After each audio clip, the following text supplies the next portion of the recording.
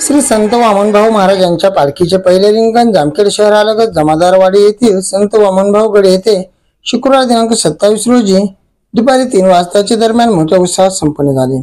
यावेळी परिसरातून भक्तांनी मोठी गर्दी केली होती। या भव्य दिव्य सोहळ्याने आलेल्या भक्तांच्या डोळ्याचे पारणे फिटले।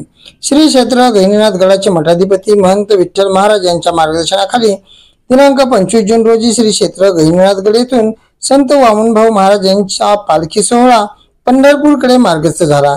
गहिनीनाथ गड, निवडुंगा, वहाली, सावरगाव, केकान वस्ती, वनवेवस्ती, मातकोळी असा प्रवास करत शुक्रवारी जामखेड तालुक्यातील जांबवाडी येथे सकाळी दिंडी दाखल झाली। जामखेड शहरात आगमन होताच तपनेश्वर येथे श्री नागेश्वर भजनी मंडळाने ताल मृदंग विणा घेऊन भजन करत दिंडीला सामोरे जाऊन दिंडीचे स्वागत केले।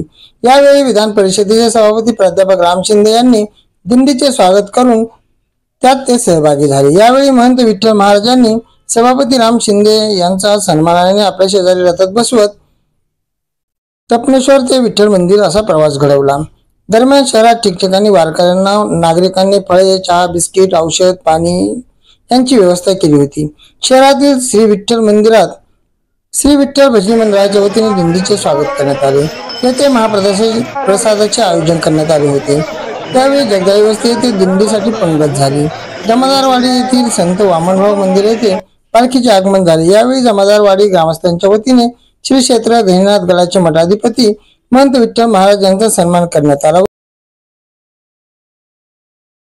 दरम्यान विधान परिषदेचे सभापती प्राध्यापक राम शिंदे यांनी या पालखी सोहळ्यास भेट दिली व गहिनीनाथ गडाचे मठाधिपती महंत विठ्ठल महाराज यांचा यथोचित सन्मान केला। यावेळी महाराजांनी नामदार शिंदे यांना पालखी रथात बसवले। तो क्षण ऐतिहासिक असाच होता। या सोहळ्यात नामदार शिंदे यांच्या समेत ज्येष्ठ नेते प्राध्यापक मधुकर राळेबाज, युवक नेते अमित चिंतामणी, डॉक्टर भगवान मुरुमकर, संजय काशीद, रवी सुरवशे, महारुद्र महारनोर, प्रवीण चोडिया आदींसह तालुक्यातील पदाधिकारी मोठ्या संख्येने उपस्थित होते।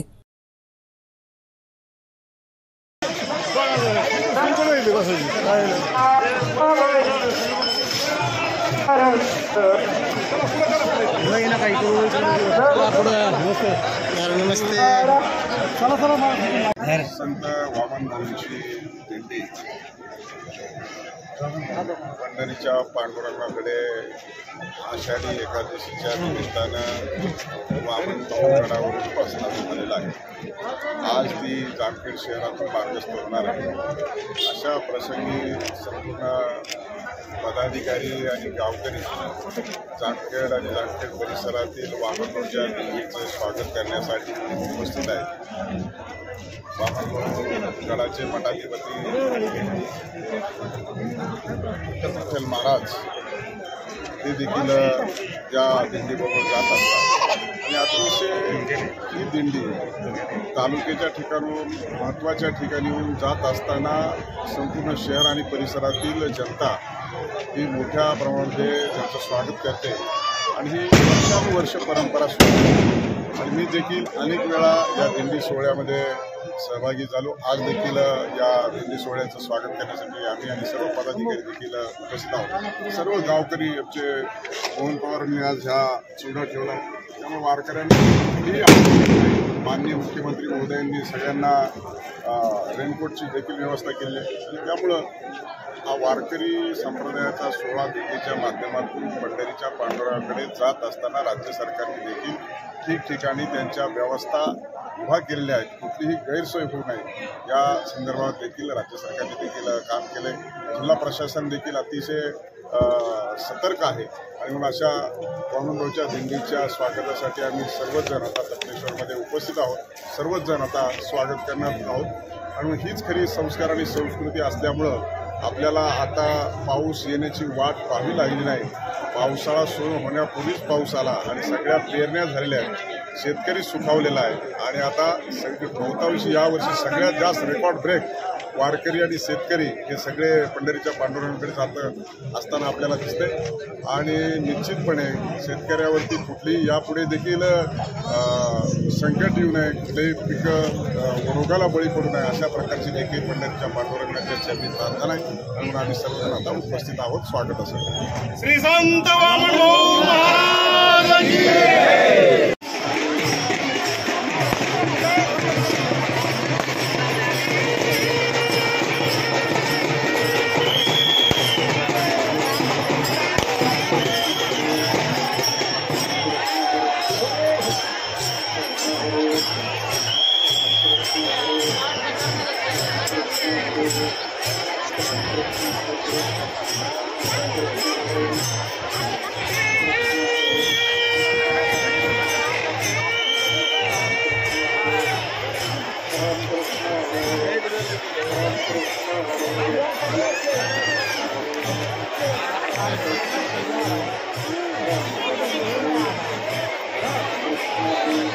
मग आल्या जरा पातळ होती.